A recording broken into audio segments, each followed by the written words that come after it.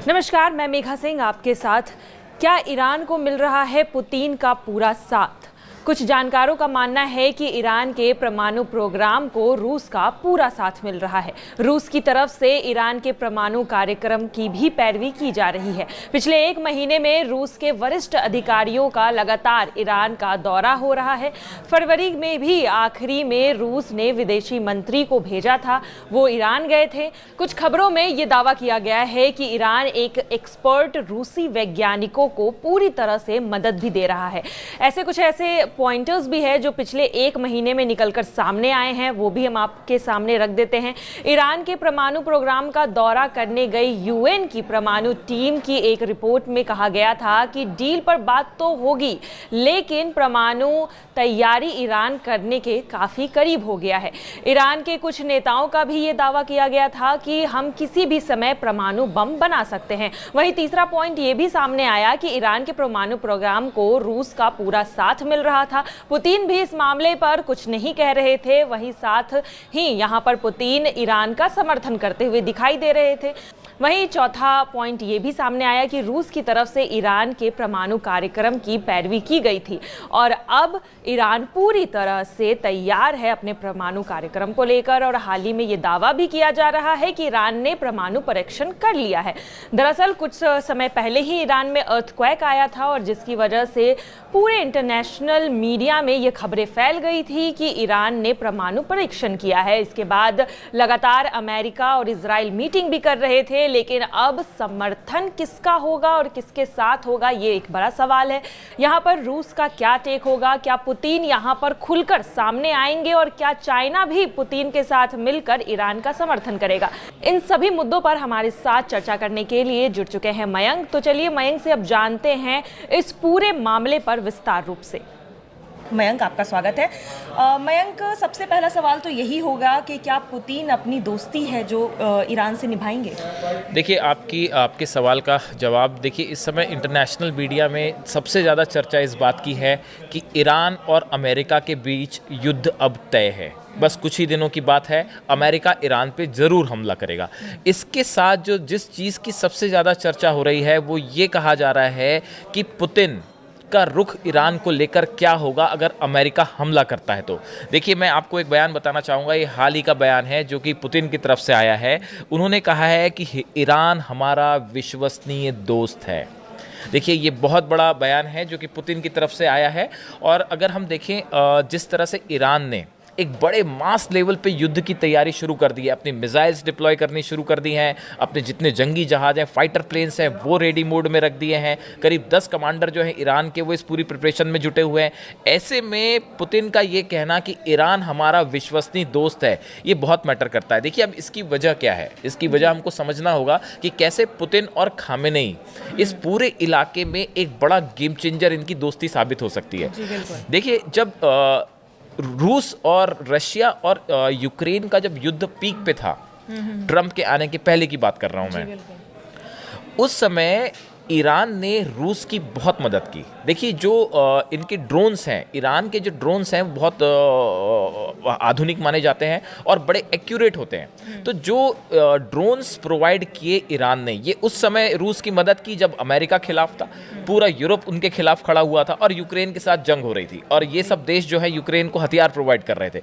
ऐसी स्थिति में ईरान वो देश था जो रूस की पुतिन की मदद के लिए सामने आया। उन्होंने उन्हें ड्रोन्स प्रोवाइड किए। इतना ही नहीं, जो ऑयल की ज़रूरत थी, टैंक्स के ऑयल्स बड़े पैमाने पर बताया जाता है कि ईरान की तरफ से ऑयल्स जो हैं वो प्रोवाइड किया गया रूस को।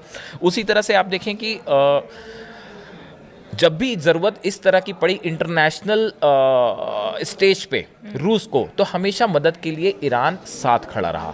तो देखिए, ये पुतिन के बारे में ये कहा जाता है कि पुतिन जो है वो अपनी दोस्ती हमेशा निभाते हैं। ऐसा कहा जाता है कि जब भी अगर ज़रूरत पड़ने पे किसी ने रूस की मदद की है, पुतिन की मदद की है, तो पुतिन हमेशा उसकी ईमानदारी से मदद करते हैं। तो अब देखिए जी, अगला सवाल मैं यही पूछना चाहती हूँ कि रूस अगर ईरान के साथ आ जाता है तो फिर अमेरिका को कितना बड़ा झटका लग सकता है इस चीज़? देखिए, आपको पहले कुछ बात तो समझने की ज़रूरत है कि अगर हम पिछले 3-4 महीने के जो डेवलपमेंट्स हुए ईरान और रूस के बीच में, ऐसा बताया जाता है कि जब ये ईरान ने इजराइल पर हमला किया था, जो मिसाइल अटैक हुआ था, उसके बाद ये माना जा रहा था कि हो सकता है अमेरिका या इजराइल बहुत बड़े पैमाने पर मिसाइल अटैक कर दे ईरान के ऊपर।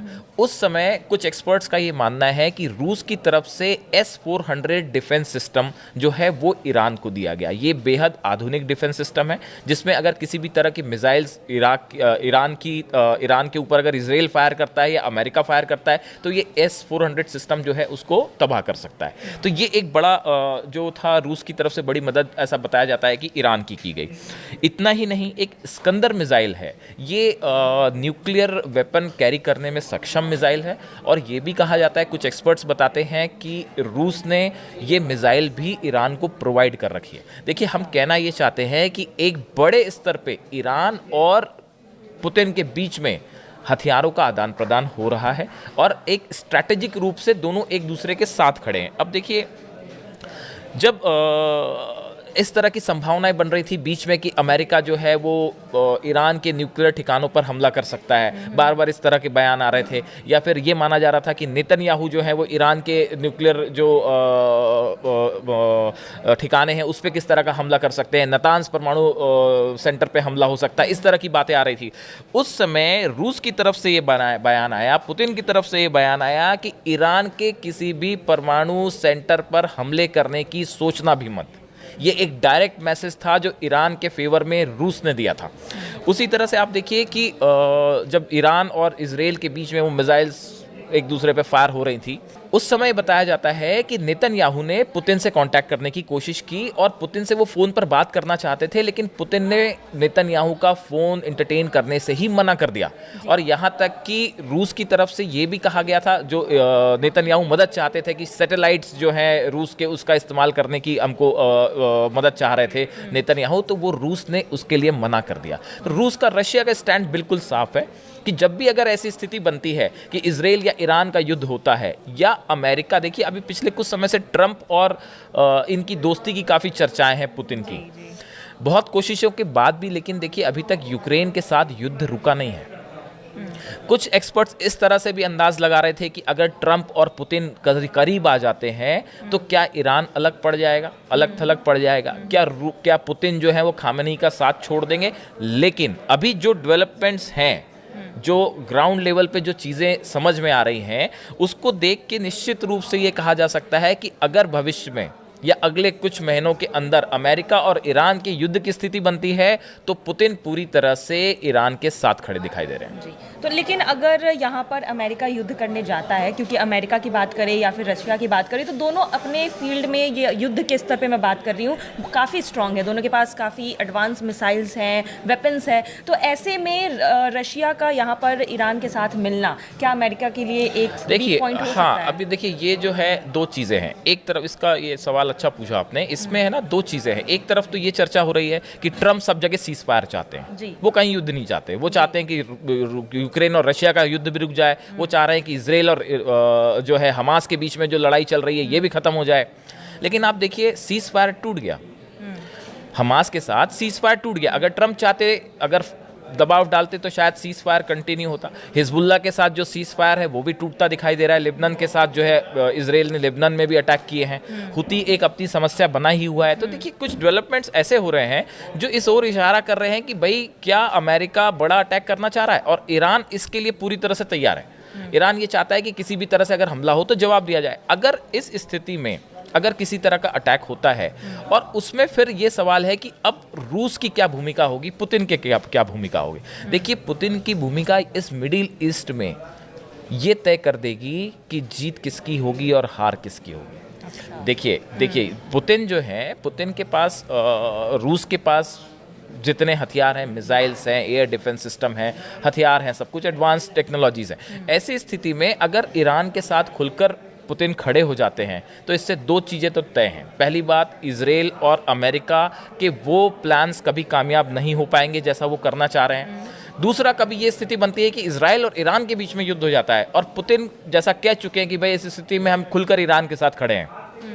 अगर ऐसा होता है तो ये नेतन्याहू और इजराइल के लिए एक बड़ा झटका साबित हो सकता है और ये इजराइल की तबाही का भी बड़ा कारण बन सकता है। अच्छा, एक सवाल और है कि ऐसा माना जा रहा है कि रसिया तब तक ही ईरान के साथ रहेगा जब तक ईरान अपने स्ट्रांग पॉइंट पे है, मतलब युद्ध जीतने के करीब है, या फिर माना जा रहा है कि उनकी पोजीशन स्ट्रांग है, या फिर बाद में उनका साथ हाँ, छोड़ ये दिया ठीक है। जाएगा? देखिए, ये सवाल सिर्फ इस ईरान तक सीमित नहीं है, ये पूरे मिडिल ईस्ट का सवाल है। ये लड़ाई जो है कोल्ड वॉर के समय से अमेरिका और रूस के बीच में, जो रशिया के बीच में, यूएसएसआर के बीच में शुरू हुई, रूस के बीच में शुरू हुई, वो आज भी इस पूरे इलाके में एक प्रकार की हेजेमनी, पूरा कंट्रोल किसका होगा, ये वर्चस्व की लड़ाई है, जिसमें अमेरिका एक तरफ है, नेटो कंट्रीज एक तरफ है और दूसरी तरफ रूस है और ये मुस्लिम अरब कंट्रीज हैं। तो यहाँ पे सिर्फ ईरान का सवाल नहीं है, इस पूरे इलाके में किसी भी एक देश का दबदबा ना हो, इसके लिए बहुत ज़रूरी है कि रशिया और ईरान जैसे देश जो हैं एक काउंटर करने के लिए एक मजबूत गठबंधन बनाए रखें। मयंक, आपका सबसे पहले तो बहुत बहुत शुक्रिया इस